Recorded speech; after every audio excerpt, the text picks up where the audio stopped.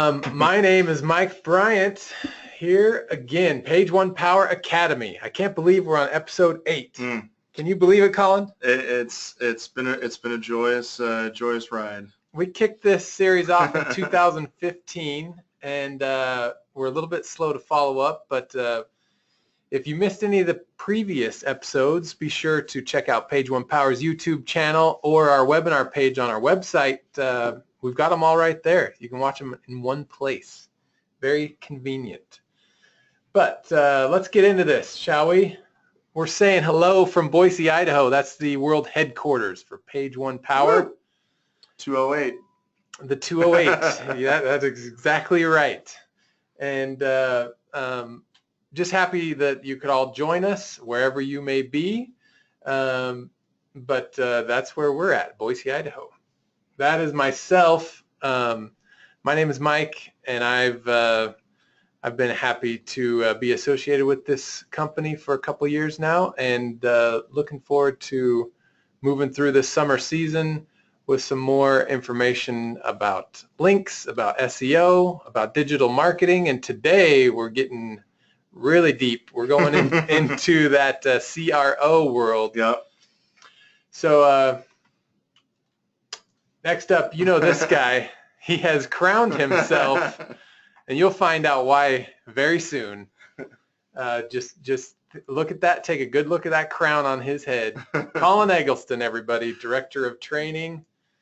Hello. I can't wait to talk. I'm just stepping on everyone. Thanks so much, everybody, for your time today. We're going to be doing a spoiler-free Game of Thrones CRO countdown. How about that? So there we go. Spoiler-free, just so you know, but it will be Game of Thrones themed. So there you go. We'll have fun with that. Okay, folks, big surprise here. You didn't see this one coming. Trevor Spielman is in the house. He is our resident CRO expert at Page One Power. Trevor, say hello to the people. Hello, good morning, evening, afternoon, or whatever time of day it is where you're listening from. Trevor, we're so excited to have you here, and we would appreciate everybody participate wildly in the extended conversation happening over on Twitter. Use that hashtag P1P webinar. You can submit questions there. You can submit questions here. Either place you submit them, they're going to get answered today. So I'm just going to scoot my chair back, and Colin's going to settle in, and we're going to get on this ride. Here we go. So I was just having finished the last episode of season 6. Again, spoiler free, but I'm just going to say, just thinking about it, Game of Thrones is on my mind. And I was thinking, you know what? Conversion rate optimization is actually a lot like Game of Thrones. I don't know if anyone ever noticed that, but it's a very it's a very kind of cutthroat and very competitive, highly competitive landscape. And so the tagline kind of leapt into my head, and then the rest is history, is you either convert or you die. And that's true for a lot of businesses, because this is really kind of life and death for a lot of businesses. We create our websites. We want people to convert and buy our products and use our services and sign up for our mailing lists and all that. And it's very competitive, because there's a lot of people. A lot of times there's going to be someone else just like you with a very similar site that is trying to go for the exact same audience. So you either convert or you die. And don't worry, no spoilers. So look out there. It is definitely a big landscape. A lot of basic software packages or website packages rather have some sort of CRO kind of built into them. But if you're like me, if I'm just starting a business, I'm not going to be an expert right out of the box. And so a lot of websites are kind of unconversion rate optimized right out of the box. Having good CRO is really important, and it's a lot of us are kind of revenue sensitive and kind of profit sensitive, as business owners, which is great. But CRO is really for the customers. It's really for the customers and kind of the customer experience, and kind of being able to shepherd the customer to the right places, get them what they want, and get your great products and services in their hands. So why do you need CRO? So there's a lot of reasons, but here's some of kind of the best ones. Why even take the time to learn this? Is kind of the question that comes to mind. It's like, I can have great SEO, I can build links, I can have great advertising, I can have great PPC, I can have great social media, but all that combined doesn't really make the whole picture, because even with all those traffic sources, and that brings me to my first point up here, traffic does not always lead to revenue. And I've seen this time and time again with my consult clients and in the wild, is that someone's getting great traffic. They're getting so many page views, and maybe their page views went up 2,000% in the last year or two, but the revenue is staying kind of even. The revenue doesn't necessarily go up 2,000%. And so you need to be able to, once you get that traffic, it's about being able to kind of convert them. I don't know, Trevor, anything that you can kind of speak to as far as like, kind of the correlation between just raw traffic and kind of CRO and kind of how that fits in? Yeah, so when dealing with traffic and a website, a lot of the time, websites are the content of a website, the images, the call to action, the content is all put up there in a, throw the spaghetti against the wall method. It's all there. You think it looks great, but you're trying to see what sticks, and you don't really know exactly what your visitors are going to see and how they're going to interpret all of that information when they get to your website. And so it's very important when dealing with traffic to not just look at, oh, my current traffic isn't converting, I need more traffic because maybe I don't have the right traffic. It's more important to look at your site and think the question, well, why is the current traffic not converting? Because obviously they're showing up, and if it's organic traffic, then they're obviously searching for a keyword or your brand that's bringing them to your site. Mm-hmm. So they have some interest already innately there when they're visiting your website. That's what I love about talking and kind of thinking about CRO, is that the battle is so close to being won. You have people going to your site. You have people, they're already there. They're already in your store, so to speak. They're in your kingdom, in your landscape. And it's really just a little bit of rearranging the furniture, rearranging this, that, and the other, and having people, getting them to buy, getting more people to buy. So if you look at the third point here, the bottom, and I kind of added a graph that I took from a great site called, funnily enough, conversionrateexperts.com. They know a thing or two about this subject. They have this really cool graph on their site that kind of drives the point home that says that your profit is really sensitive to conversion, right? So your ad costs stay the same, your overhead stay the same, your cost of sales and attribution, that all stays the same.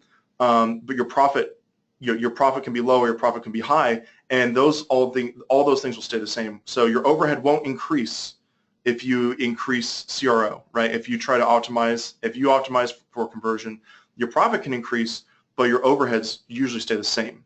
So that kind of ROI, that investment, is usually really worth a lot and worth looking into. So knowledge is power. So I broke it down into kind of 5 things that we're going to look at today that are some really great best practices for just starting. If you want to kind of easily get into CRO for your business and kind of do this yourself. That's kind of the whole point of this talk too, is basically like, hey, let's talk CRO. Let's not just do a high level discussion, but let's actually talk about how you can take this into your hands and actually start, optimizing for conversion for your own site. So the first thing you need to do is look at your metrics. If you're not already kind of knee deep in all of your metrics, you need to really kind of get familiar with them. Look at your traffic attribution. Look at where's your acquisition coming from, rather. Where is it organic? Is it social? Is it referral, direct? How are people getting to your site? What are the things that are getting them there? And then what do they do once they're there? time on page is really important. Looking at time on page, and then also, of course, conversion. So like in Google Analytics, you can set up different goals and different things for what constitutes definitions of a conversion, whether it's filling out a form, filling out a form for more information that goes to the sales team, or actually buying your product, or buying a white paper or a book or something like that. So, or calling a phone number.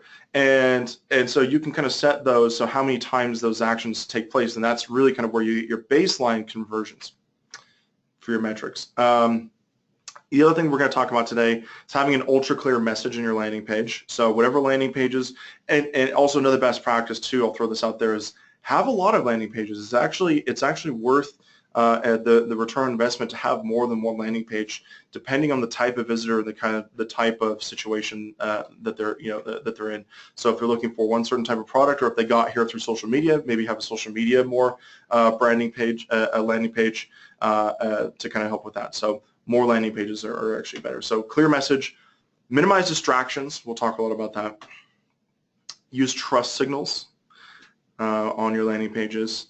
Always be testing. So this is something that is a never-ending, because your competitors aren't going to stop just because they're in a comfortable place. They're until they are beating you, or they're earning more revenue, they're always going to be trying to improve their site, and you should be too. So always be testing. Kind of closes the loop on that. I don't know. Before I move on, Trevor, I'm just going to throw it to you a little bit with these best practices. Anything else that you can kind of throw in the mix that might be a good thing to kind of look at for best practices? Yeah, the number one best practice on any it really extends to any marketing campaign, not just CRO, is understanding your visitors. And I think we're going to get into that a little bit later. Yeah. But if you know who your visitors are, what they're looking for, and why they ended up on your site, you are so much closer to having a test hypothesis that'll be much more effective than if you approach it from the other direction and look at your site and think, well, what can I test? And then testing it and then seeing how your visitors reacted to it. So flip that around, look at your visitors, look at their behaviors, and then test based on that. That's so important, and that kind of leads us into diagramming your conversion funnel. So if you're like me and you never, you're looking at a small business and maybe you have a great website going, but I never really put much thought into kind of what my conversion funnel looks like and what that path looks like, have a plan. And just like Trevor was saying, like, this is a really good way to kind of start to kind of build the foundation on which to build your plan, you want to map out every action that a prospect has to take to become your customer.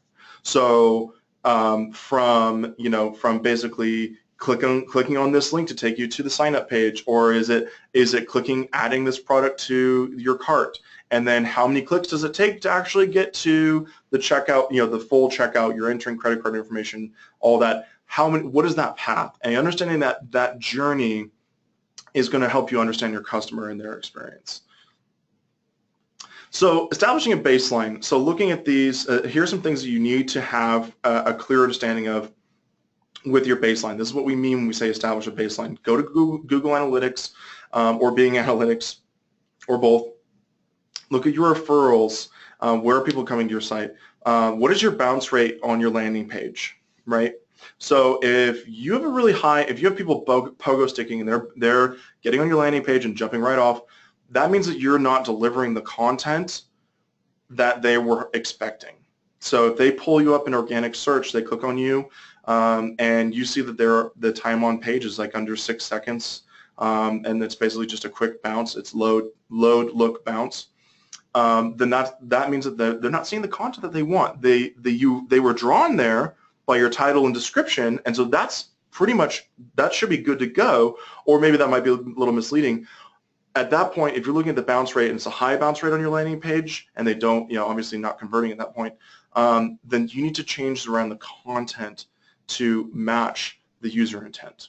Looking at time and page, setting conversion goals, making sure your conversion goals and looking at your actual conversion rates as a baseline are really good, because once you start testing down the road, you need to have this as kind of like your baseline as your control And then another thing is user surveys. There's a lot of really good companies out there that establish. I think there's one called Qualaroo, and Qualaroo has a lot of really great. Actually, just specializes in user surveys and unobtrusive surveys, biz rate, things like that. So you can find a lot of information on your conversion, your customer's experience through surveys. Throw it to Trevor a little bit, kind of talking about the baseline. What else should I be looking at when I'm starting with my baseline? Other things you should probably look at when establishing a baseline is where are people landing on your site? Is the majority of your traffic going straight to your home page? Is the majority going to a service page? Is it going to a PPC landing page? Knowing where people start their journey on your website will allow you to tailor whatever test you're conducting to that page, and understanding your site in terms of what page or pages are the most valuable to your conversion funnel. A lot of times people think their home page is the most valuable page, which it often is, but when they start digging into their analytics, they find that people do visit the home page, but they quickly move on to a service page that maybe explains the service a little bit closer or gives the user a better understanding of what they can expect with the service, and that page is the tipping point for the conversion funnel where people turn from visitors into customers. Another thing is always, if at all possible, conduct user surveys through email blasts. Like Colin said, having a pop-up on your site is great. If you even just ask two questions, multiple choice, why are you here, maybe what brought you here, make it very, very simple for any visitors visiting your site to answer the questions. That is the most useful information that you could possibly get in combination with all the data. You can look at data all day, but not really gain a true understanding of what your visitors are wanting and what their behavior is or why they left. An interesting thing that I was reading about is that have a either someone in the office or a friend or family member that may not be familiar with your site, have them sit down and actually just watch them and say like, okay, here's I'll pull up my site in organic search and click onto it, and I want you to pretend to be a customer, and I want to watch your behavior. And that's actually, and kind of getting that live feedback and watching how they experience the site is really important as well. And it's, might be cheaper too. So we got to establish a baseline. We don't want to make Cersei mad at us if we don't. So the other thing is crafting a clear message. So rather than kind of do some more bullet points on this one, I wanted to actually just kind of go through and just show you an example, and we'll kind of walk through this and do like a live demo. So the 3 questions you should be answering with your clear message, and basically in this order, is what is it, who is it for, why should I care on your site? So let's look at this example. Okay, so this is a site, and I'm not trying to pick on anyone here. This is not a negative light or anything like that. This is just basically, this is a site, compressed.ca, and actually their product is really awesome. I've done some research on their product, and it's pretty cool. But looking at the actual, and they submitted their site to the PIT, which is landing page critiques on inbound.org, which I have a link to later we'll look at. So they've already submitted themselves to kind of a public scrutiny of their landing page. So I want to look at this. So Trevor, as someone who probably hasn't seen the site before, what do they sell? What is it? What is their clear message? Do you think that, would you say that this is a clear message for Compressed? Yeah, the message itself is pretty clear. The actual title is not super clear. I mean, Compressed, I don't really understand the meaning behind their name, so it could be useful to have a subheader right below that is more emphasizes exactly what it is a little bit quicker, instead of having to go down to the vacuum packable camping bed that charges your phone. I get down to that, and I kind of already see some of this other little text in there. It kind of helps, but really you want the header to scream exactly what it is. And then on that same note, on the header, Colin, if you'll scroll up, the vacuum packable camping bed that charges your phone. So right there in their header, they answer the question of what is Compressed, a vacuum packable camping bed. but then they provide a huge distraction away from their unique selling point. A camping bed that charges your phone. What? Immediately, my mind is taken away from their product and its awesomeness and onto how does it charge my phone? And that's not nearly as important as the emphasis that this bed is better than an air mattress. It's light. You can pack it in for car camping, music festivals, and late nights by the fire. All those points they have, but in tiny little text and hidden throughout the page. It would have been much better to just cut out all that distraction with charging the phone and everything, and have these points that it kind of gets into after that hero image just above. Here's how it works. This is not a time lapse. That's a great selling point. But instead they provide a distraction. It charges your phone. What? And that's great, and that's exactly so. On the landing page critiques and inbound, that was a lot of what that's echoes of what they're saying.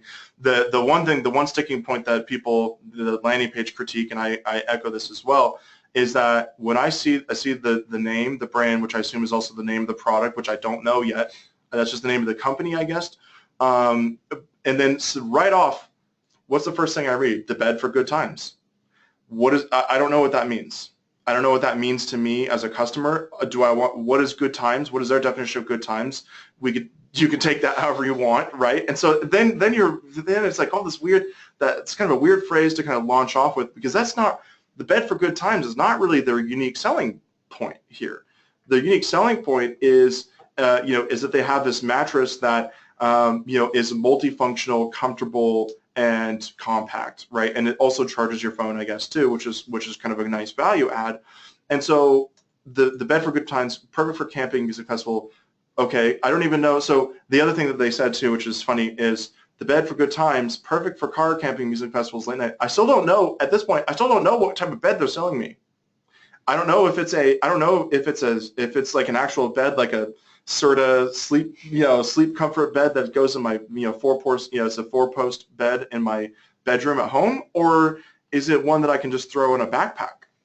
So still, that's not clear. So that was those are some things. Those are some things that's talking about crafting a clear message is exactly what you should not be doing as far as a clear message. And by the way, this is a great site, and this looks like a really great product, and so I want to give them also a little bit of a free plug. But as far as the crafting the clear message as a consumer, honestly it's not clear to me until we get down to almost below the fold.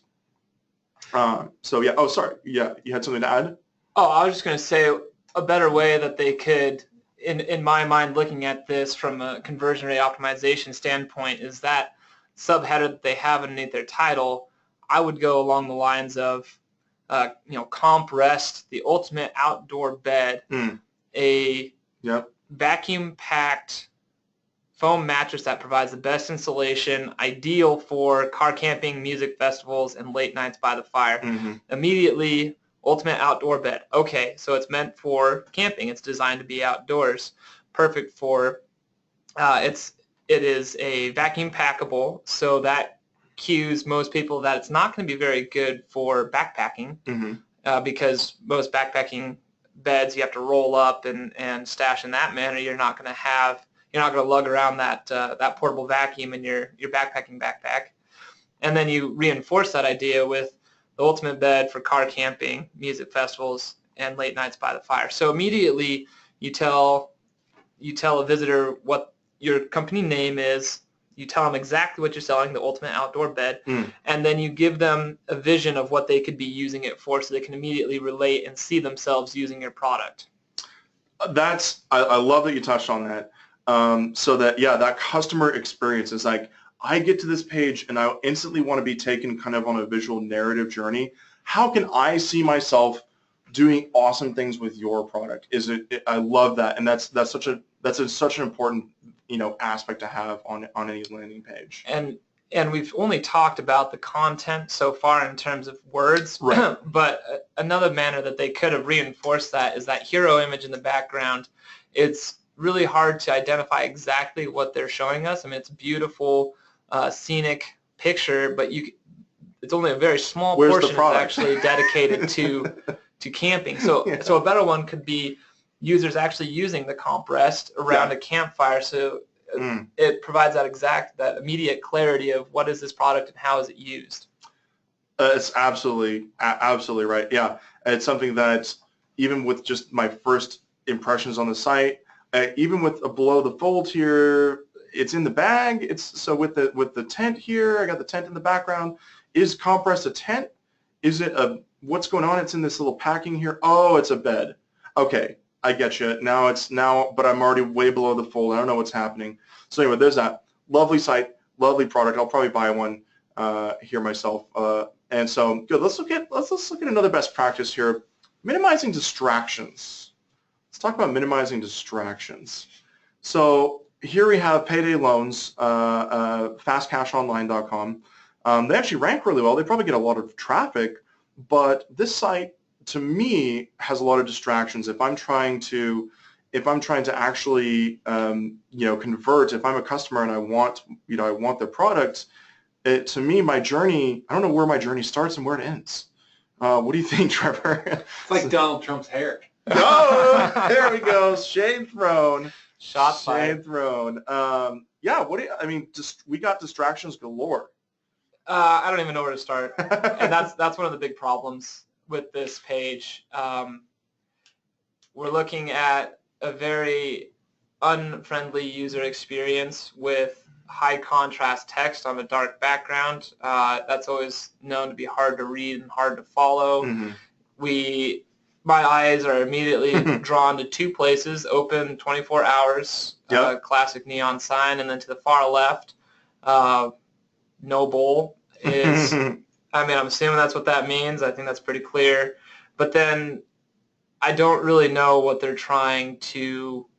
There's no clear message on what they want me to do. It says press for fast cash, but that's not a very clear call to action. A better one would be, click here to receive your fast cash, or something, an action that's telling the visitor exactly what they would be receiving, clicking there. They have these click check boxes right here, but it's not clear that they have to be checked, and we tested this. You don't actually have to have those check boxes checked to click forward. It does it anyways. So the site in general is just not, it's not clear. It's very distracting in terms of flashes, drawing my eyes different places. It's very easy for me to get uninterested in what they're trying to get me to do, which is to press that button for fast cash. In addition, that call to action is the only thing on the site that is not highlighted. It's the most mundane element on the site, where everything else is bright, it is eye-catching, which is the exact opposite of what you want to do. Your call to action should be in a contrasting color with from the rest of your site, and should most likely, in most cases, I should say not most likely, would be the only item on a page that is of that color, so that the eye can find it quickly and immediately. It is immediately drawn to that. Oh, here's blue, here's blue, here's blue. Oh, there's red. What's the red? It gets interest immediately. But that's the exact opposite of what they've done on this page. I love that. I love that point here, and that's it's just actually pointing that out, that the press for fast cash buttons, and there's buttons plural, which is interesting, because that also is kind of a distraction. Is basically like, well, which one do I press? I want cash. Which one is the good button to press? I don't know which one. And then kind of looking at okay, do I press this? Do I get cash? I like cash. Do I just press this and get cash? That'd be great. Doesn't work that way. And yeah, exactly with these buttons, these don't actually do anything. They don't. It's not a gateway. You don't have to have those clicked for anything to function differently. Movement, as they teach you in the theater, is that if you're a background actor or an extra, you can be audible, but you shouldn't be moving, because moving distracts from the center stage. It distracts from the foreground. So that's exactly what's happening here. We got this neon sign, 24 hours. Yeah, websites are. We pretty much know now websites are open 24 hours. Thanks. And then and then this, whatever this little thing is. So anyway, not to throw anything not to throw some shade or anything bad here. It's just like just saying like there's some things that can be improved, and that's what I love about CRO is that this is easy. It's relatively easy. Fire up your WordPress, fire up your back end, delete a couple pictures, change the color of font, change the color of the background. Bob's your uncle. Delete one of those buttons. It's an hour's worth of work.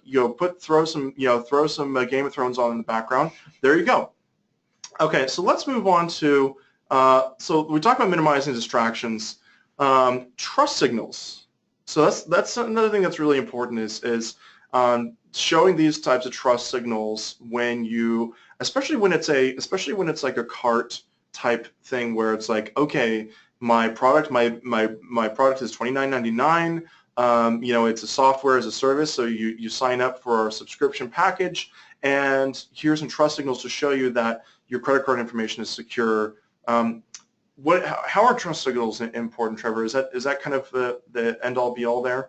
Trust signals are always important because almost anybody who's shopping online or using the internet has heard the horror stories of hackers getting their credit card information, of their identities being stolen, of all these scams being run, especially in in older populations who don't always have the prerequisite knowledge to identify a well-crafted scam from a legitimate experience. Mm-hmm. And so having these items on here does provide that level of trust to the site.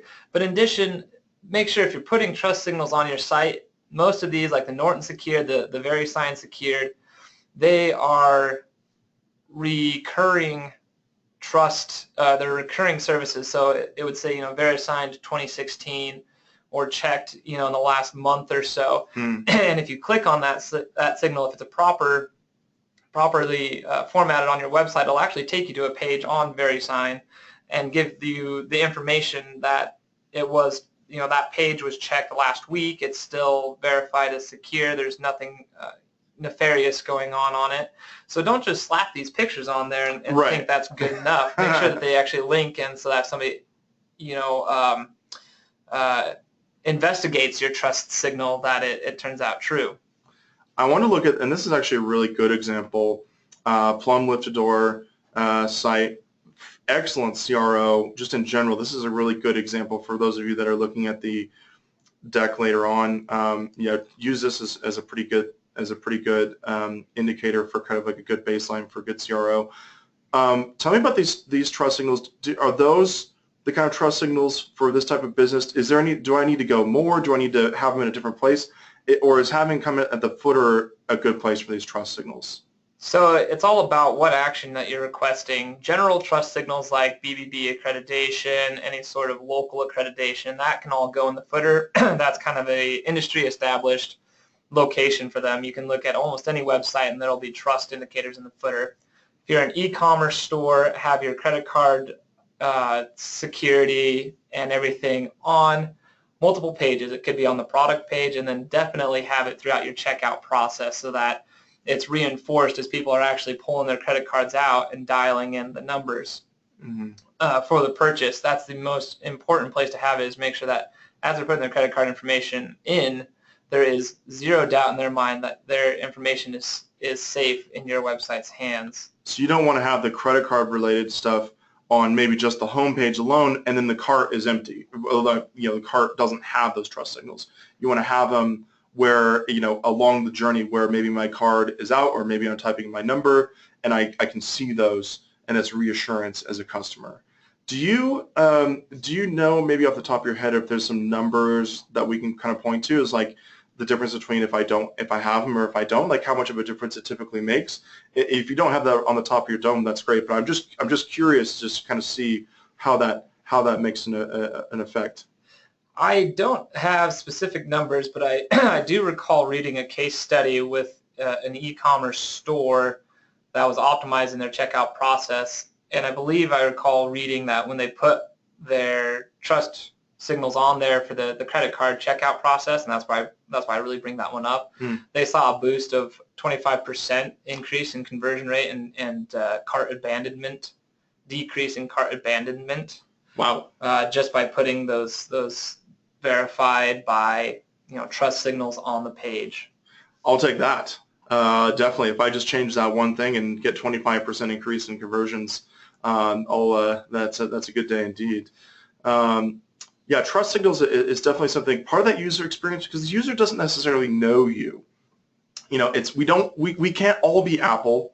We can't all be Cabela's or whatever, you know, big box, big brand, you know, name stores where it's like, yeah, I'm shopping at Cabela's. I probably don't even look at the trust signals, frankly, or if I'm shopping at Apple, it's Apple. If they, you know, if something goes wrong, I'm just gonna call Apple and they'll take care of it. But someone like a local business or a hamburger shop or whatever, if I'm, you know, those trust signals kind of help me bridge that gap. And some trust signals that we didn't represent on this page but are still very important for the smaller brands and local businesses is social trust signals. So maybe they're not entering their credit card information, but they're giving you their email, or they're trying to fill out a contact form and request services or a consultation or an estimate. Having social trust signals such as reviews or likes on Facebook, Google+, all of those things, having those present on your site gives weight to your name. Oh, well, I see that there are 20 reviews, 5-star reviews on this page from previous customers. Okay, so they must be good, and it's worth my time to give them my email or allow them the ability to give me a call to try and sell their service to me. So social signals are also considered trust signals. It's an identification that previous people have gone through this process successfully without issue and enjoyed their experience. Excellent. Let's see. Just look at the next slide here. So, okay. So always be testing. So this is really where the rubber meets the road in my brain for CRO, and actually the ROI of CRO, you know, the return on investment. So I changed, you know, so I took down the number of distractions. I deleted a couple of paragraphs, and I changed my hero image. Okay, so I changed those 3 things, and now what happens? And now that's basically where you sit and wait, and you see what does change. And so it's always important to kind of have that A/B group testing. A lot of websites have that functionality where you can say, okay, well, you're making changes to this page. Do you want to keep the other version of the page live and do like an A/B test with it? And so you can always see, how that's going to make a difference. What's important things to kind of keep in mind when I'm testing? So when you're testing, look past the obvious. CRO testing is great, but there's no real best practices for every situation. There's tips and there's tricks that can be applied in a great many situations, such as, enhance the entry level, enhancing the size of your phone number or your call to action, changing its color to be more contrasting to the rest of your site, bringing it up above the fold if it's not already, stuff like that. Those are very early on tests that can be done quickly and will almost guarantee some sort of improvement in your CRO just because it's enhancing its visibility where somebody may have missed it.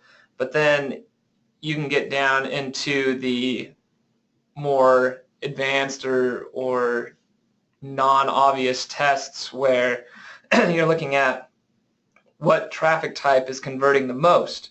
And if it's direct, then your content and your headlines can be more geared towards the direct traffic, addressing them explicitly, welcome back, or I see you found us, items like that, and can then personalize the site towards those visitors, so enhancing their conversion rate, but also be aware that could also somewhat alienate some of your other traffic sources potentially. Right. You've got to test it.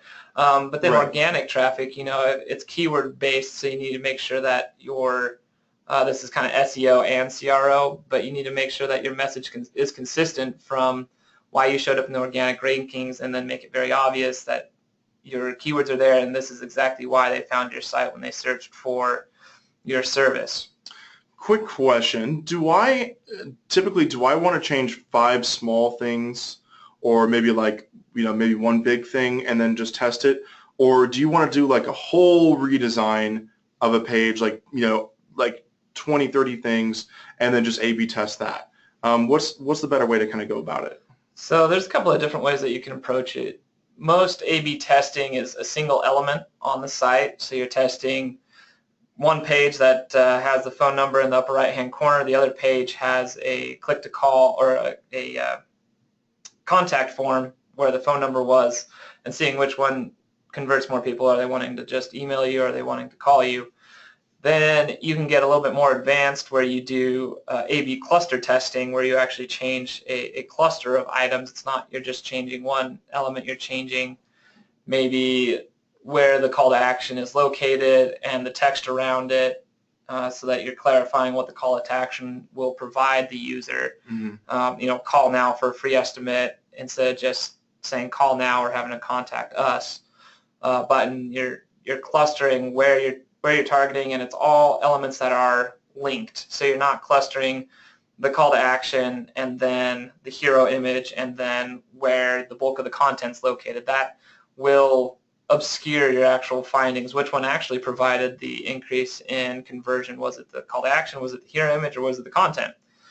Seems like you need a lot of patience for this. To try to, you move one thing, move one piece around, test it, analyze the results, move another thing, test it, analyze results. Yeah, and that's why it's always ongoing, is there's always something that you can be testing, right? Whether it's small things or big things.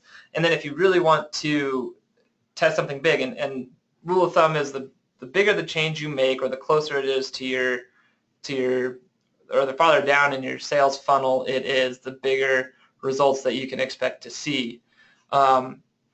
So then you could go all out and look at a page and just say, oh, there are too many things on this page to change. I want to see results quicker than that. And so then you take a big leap and you do a complete page redesign, implementing some of the theories that you think would improve the conversion rate. And so you do obscure the exact correlation of conversion rate increase to an item, say a call to action change, but instead you're testing, well, is this format better than this format? And once you identify a better page format in general, then you take that better page and then start testing the individual results. Okay, so we saw a big increase with this completely redesigned page.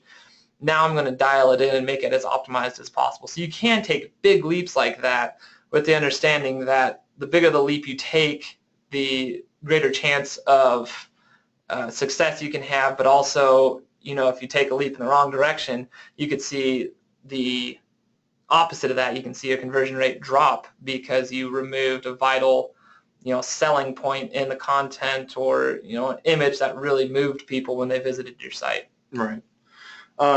Let's see. Look here. Always be testing.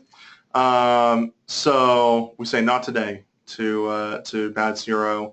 Okay, I have a couple examples here, and maybe we can even later on. I want to look at some. I want to look at some live. If anyone wants us to look at their site in the live, during the webinar, please let us know. Send copy and paste it. Put it in the questions. Just want to take a quick look at. So looking at this one as far as a landing page, is this a pretty good start, or is there some room for improvement? We have we have basically the message here, very clear. I don't see a lot of places where I can click off the page, which is important. We have our trust signals right here, and then we have the one button. We have basically the conversion button. Anything else that they can kind of maybe add to this? Looking at it, their header is pretty good. Increased speed, reliability, and availability of your website while reducing the cost. That speaks directly to the benefit of global dots. But then use content delivery, network, CDN. It's underlined, which typically makes you think it's a link. I thought it was a link. Yeah. So you try and click it. That's a slight distraction. I bet if they had a heat map or a click map enabled on this site, they'd probably see quite a few clicks going there. It's good that it doesn't take you off, because anybody who's seeing this site is most likely IT oriented.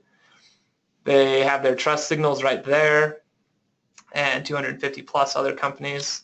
Social signal, basically. Basically a social signal. And then they do a nice job of explaining exactly what you get with the submission of the contact form. So you have the reinforcement request a free consultation with our CDN specialists. So you're requesting.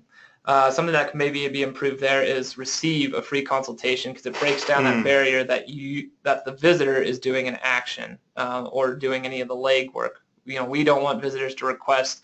We want to give them something. Right. It's like a deliverable. It's like almost like, this is kind of cool for me. I click this button and I get something cool. It's not just sending out I'm not just sending out like a signal flare, and so that's kind of an important distinction there. So that's a good one. So yeah, just kind of looking at this, see how this page, and this is just kind of one kind of pulled from the ether from the inbound.org, their page as well, the pit. So definitely some room for improvement. I think we have some sites here in the chat. Let's go to those. See, which one should we start with? Well, and to answer that question real quick of removing the clutter off the home page with the fear of it reducing rankings, because the content being an SEO ranking factor, there is always a risk with any website change that you make that your rankings will fluctuate. However, when you're testing it, it is important to take those factors into effect and kind of build it into your test. It is definitely a concern, because in most testing scenarios, the ideal situation is you take your content and you remove about half of it off of there, because people don't need to read 4 paragraphs about your service. They just need to know, okay, are you affordable? Do you address my needs? And are you able to serve me now? That sort of thing. So it definitely plays into effect, but through CRO you can still maintain your headers, because you want them to be very clear as to why they're landing on your page. So you're not going to be removing keywords from your headers. You're not going to be removing keywords from your content during these tests, or you shouldn't be, because they are validation and consistency for the user. If they click on your ad contains a keyword, or should. So should your landing page, or if they're getting there organically, they're keyword searching, and obviously the keyword should be then reflected on your landing page as well. So you may see some ranking influx or fluctuation, but you can still maintain all of your SEO signals while conducting CRO experiments. When we're looking at, so we have this from Bruce. So this is a live, it's a live kind of evaluation here. So company, Bruce says it's not the landing page he said. That's not the one? Okay. Let's look at, I think I have another one from Bruce. Hang on here. Let's see, is this the right one?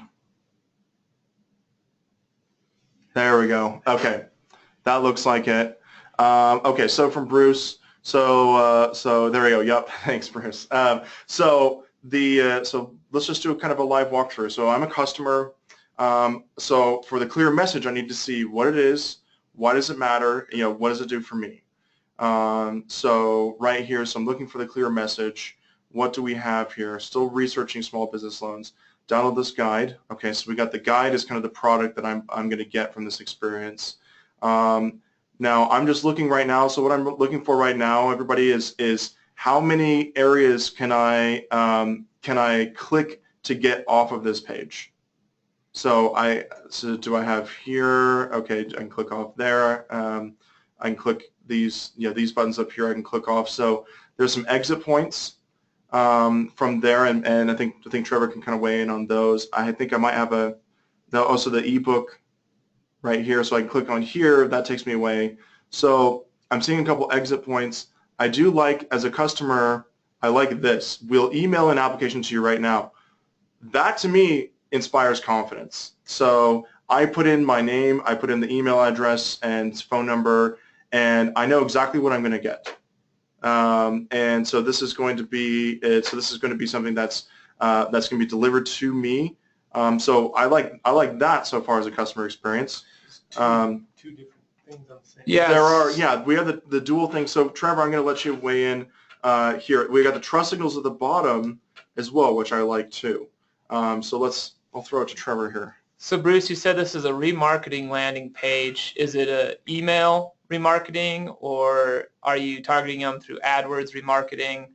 What's your traffic to this page looking like?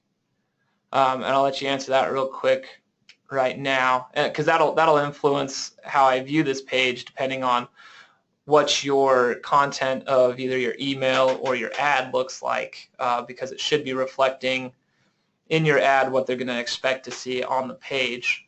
So if your ad or your email is talking about, that obviously they're still researching small business loans.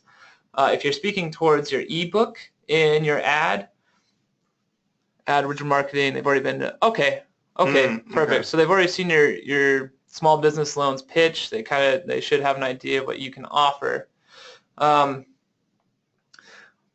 major thing on this is you do have two very big call to actions and two very, very different call to actions. Download this ebook now, which takes them to a different page and then has a call to action on that page as well, will capture hopefully the people higher up in the conversion funnel, because they're still wanting to learn more. But then you also have a very direct application, which is bottom of the funnel. If they're wanting to fill out an application, then you've inspired enough confidence and interest from them that they're willing to take their time to fill out an application, or at least look at the application that you send them. So in my mind, I would dial this in even more. I would have two separate landing pages, one for the ebook only, and then one for the application only. That way your targeting is just on point, and on either one you could have, and so then to target them even more specifically, you tailor your ad content to it. So your ad content, still researching small business loans or made a decision, fill out this form, we'll email you an application right now, immediately. So then you capture it, you're personalizing it directly to those lower down in the funnel, and then your second set of ads would speak towards the ebook and capture those higher up in the funnel, to keep them in your system and clicking it through.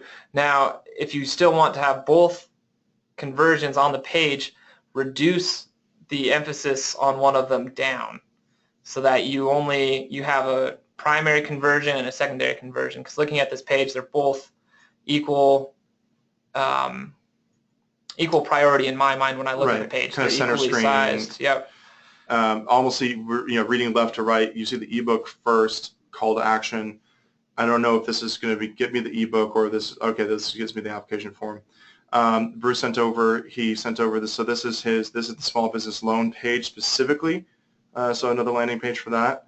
And so this one, I think this one is this is a little bit less of a distraction. There's no exit here. I assume that I can kind of go through, calculate. So the calculator is not going to take me off the site, which is good, or off the page rather.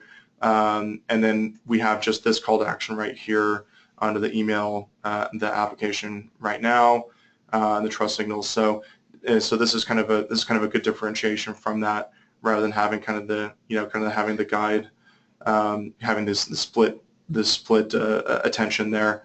I was going to say too, and I know, Bruce, this is part of the footer, is that maybe on the website you have the contact form is just part of the footer. It exists on every page, I would assume.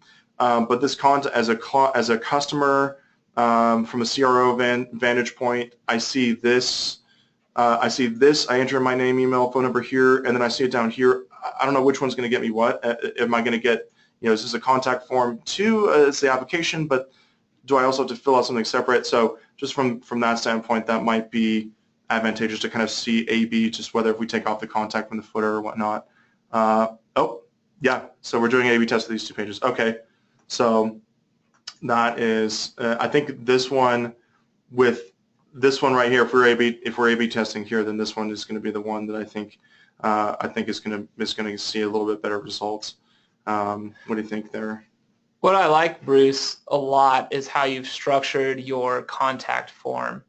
The thing I see the most is that people will have content on the landing page speaking about their product and everything, but then their contact form is just contact us, name, phone number, email, message, submit.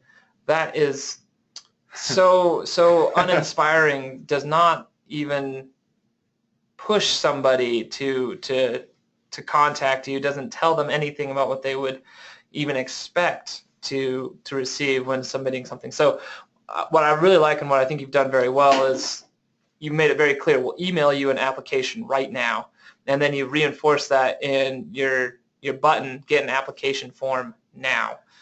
Oh, this is what I love too. The exit points are taken out. So if we're on this page versus this page, there's fewer exit points. I can't get off this page. I can only click. The only thing that lets me click it, we got the calculate, which keeps me on the page, which is an added functionality. And then I can convert. So I can do the functionality or convert. Those are my two choices. And then maybe obviously I can kind of click around down here, but really like for this above the fold content, this is fantastic. I think this is a great kind of improvement over this with kind of these places. The breadcrumbs are great, the navigation's great, but when we're really kind of getting people down in the funnel and it's time to do business, we want to kind of remove those distractions. One thing I might suggest is remove the sentence down at the bottom to find out more, click here, or call toll free with the number. There's one, yeah. More just to make it very, almost a little bit clear that the page ends, there's nothing below what they're seeing to draw their eye down. So everything that this page represents is just all on the calls to action. They don't have to see that to find out more call to action. It's just one less distraction there, because you do have your phone number in the upper right hand corner if they do want to call. So I see that just as a little bit redundant. So that'd be my one piece of information. And you still have the free ebook on the far left hand side as a flag, which is not invasive. If people still want to see the free ebook, they can, but it's definitely de-emphasized from the previous one, which I think is a good move. Well, that's about all the time we have. I know it's about time to wrap up. So thank you so much, Bruce, for sharing that with us. With good CRO, the throne can be yours. So we already got to there. So if you want to kind of continue, if you want to have your site evaluated by us, I hop in there every now and then, and I'm sure Trevor's in that community too. The inbound.org is the URL. Let's just go back a little bit. Okay, inbound.org/group/the PIT landing page critiques. If you just Google the PIT landing page critiques and inbound.org, you just search around, you'll find it, or just pull it up here. It looks like this. This is free. You submit your site to here, and you get free feedback from experts around the web, including myself and Trevor. We've been known to kind of look, putz around there a little bit too. So that's really good. So if you didn't get a chance to look at your site today, that's a good place to kind of put it for free. So I'm going to pass it over to Mr. Bryant here. Thank you, Colin. Thank you, Trevor, very much. Appreciate your time today, and appreciate all the helpful insight and presentation, and also being able to take a look at some live examples. For those that are still with us, real quick, if you have any questions, if you're interested in learning a little bit more about Page One Power, about what we do here, throwing out a quick poll, and just quickly submit your answer. I'll just leave that up for a few seconds. Next month, July 19th, on Biznology, one of our project managers, Tyler Bain, is going to be giving a webinar. He's going to be presenting on basically the relationship between content marketing and SEO. That's kind of been doing a dance for the last 3 years, and it's come to a new stage in that dance, and that's what we're going to talk about. There's a lot of different viewpoints, a lot of different opinions on how SEO and content marketing should work together, and Tyler is going to be sharing some of that insight. So head over to biznology.com, go to their events page, and you'll see it right at the top. July 19th, it's going to be at 11 a.m. Eastern, and hope to see you there. For all those that are here with us, we appreciate it, and I'm going to go ahead and close the poll and just say thank you. Head over to pageonepower.com if you want to see more about what we do with SEO and link building. Shout us out on Twitter. Tell us what you thought about the webinar today. We love feedback. Give us ideas on what you might want to hear for future webinar topics, and we will definitely consider those and reach out to you. Thanks again, folks. We'll see you later. Thank you.